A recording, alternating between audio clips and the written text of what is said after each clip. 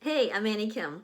I'm going to read my story, Lost Love's Night, at Sarah's Virtual Wine Club.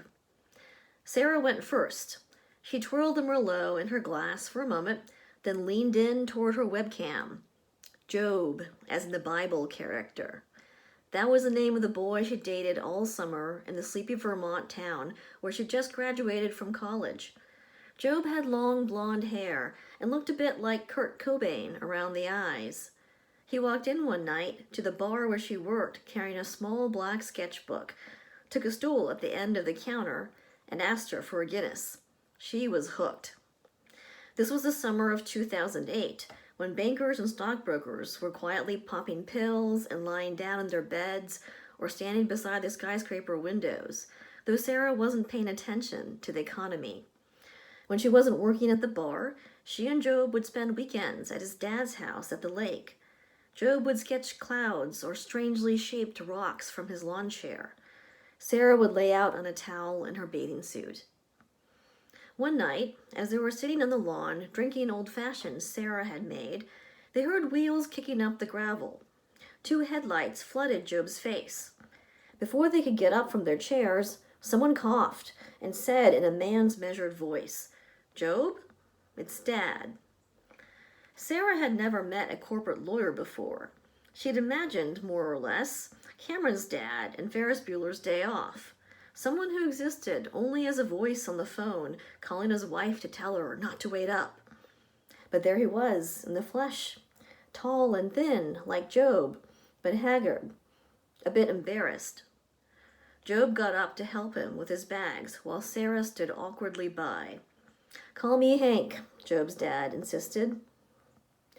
Hank, as it turned out, had very little to say about why he had shown up in the middle of the night unannounced over 100 miles away from his three-bedroom apartment in the city and the law firm where he'd worked as a partner for years. "Wanted a change of pace," he said. That first night, he volunteered to take the upstairs guest room to stay out of their way, and he remained there, though he could barely stand up straight where the plaster ceiling sloped. The few things he brought he tucked away in the closet. He slept on Job's creaky-boled twin bed with his feet dangling over the edge. "It doesn't seem right," Sarah told Job the next day when they ate lunch together in town. "He doesn't seem right." Job looked at her with his soft, brown, Kurt Cobain eyes. Dad was definitely a weird dude. One time, when Job was 14, he left the family for an entire month before the divorce, to hike the Camino de Santiago alone. He'd call every couple of days from random hostels to say he'd seen a truly spectacular tree or met a pair of elderly cousins who were nuns. Hank was a good provider, though. Job gave him credit for that. He and his sister never had to worry. After the divorce, he diligently appeared at Job's soccer games, pecking out emails to his clients on his BlackBerry, staring absent-mindedly at the field swarming with children. At first, Sarah didn't know how to talk to him. When she'd come over to their place on the weekends, she'd avoid being alone with him in the same room. One Saturday afternoon, she drove up to find him pacing the field in front of the house with his cell phone mashed to one ear.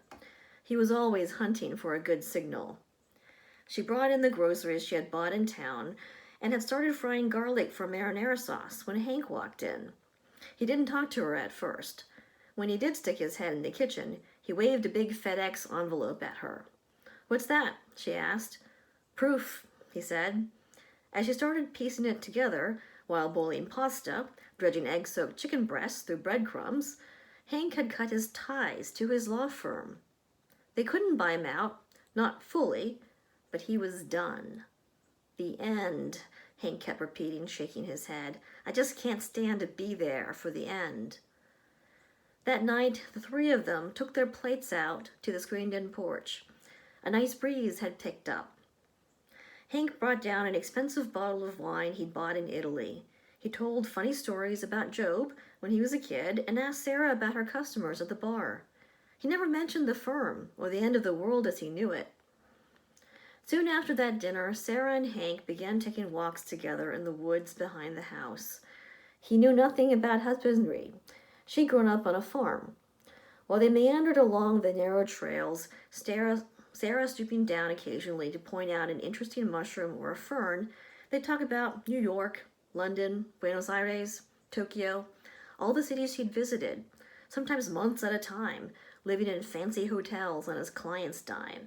She'd never been to any of them. Sometimes Hank would talk about Job's mother, back when she was young and beautiful and they didn't have kids yet, and about the women he'd dated since. Mostly other lawyers, a museum curator, a part-time cellist. They never talked about Job. He was like a birthday card you kept propped open on a desk. You knew it was there, you saw it every day, but you never picked it up to read. The weeks went by, and the night started to get cool again, even though it was only August. Job spent his days in town now. Sara stayed at the house most nights, taking walks with Hank in the mornings, digging up huge rows of earth behind the back door to start a fall vegetable garden. Job had seemed more preoccupied than usual, but otherwise Sara hadn't noticed much.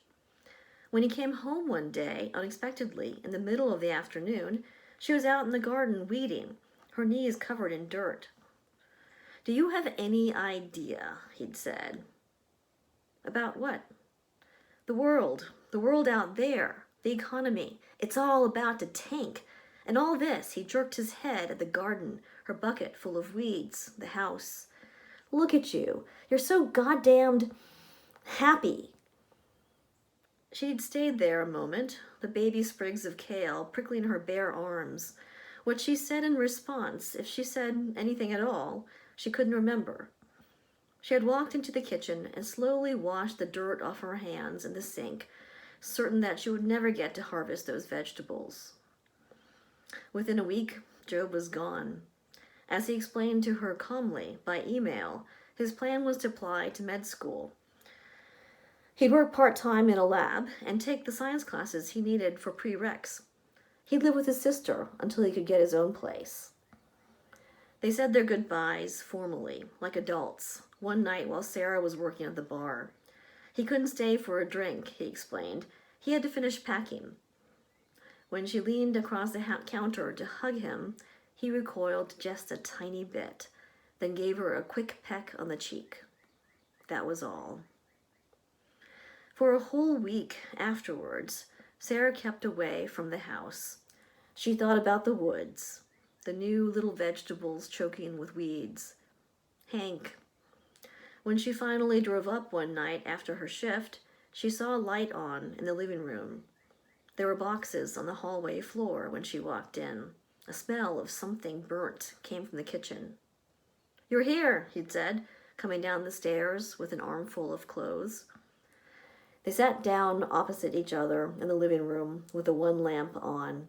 She on the ragged couch, he in the recliner. Like old times. "I didn't know if you'd come back. I didn't know myself." "You don't want to join him? He'd like that, you know." She shook her head. "When are you leaving?"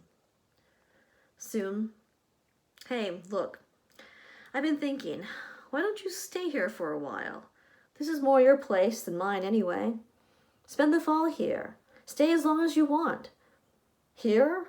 Alone?" "Let me take care of you, Sara. For a little while. For Job." At this, she'd started crying.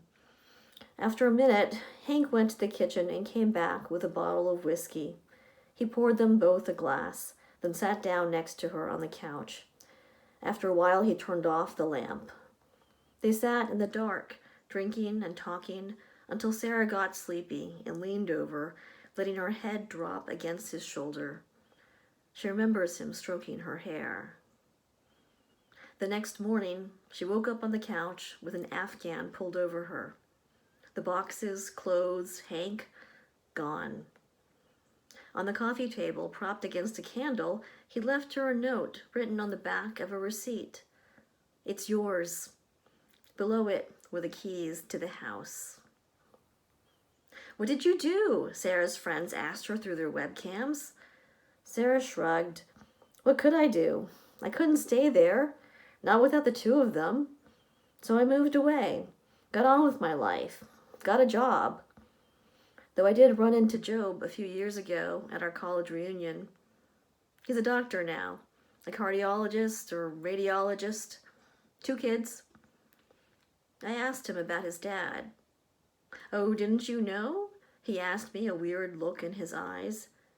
He passed away years ago, not long after that summer.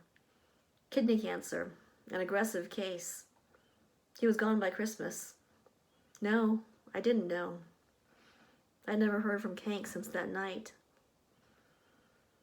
Well, Dad did pretty well right up to the end. He kept telling me over and over how he'd had the best summer of his life. Thanks.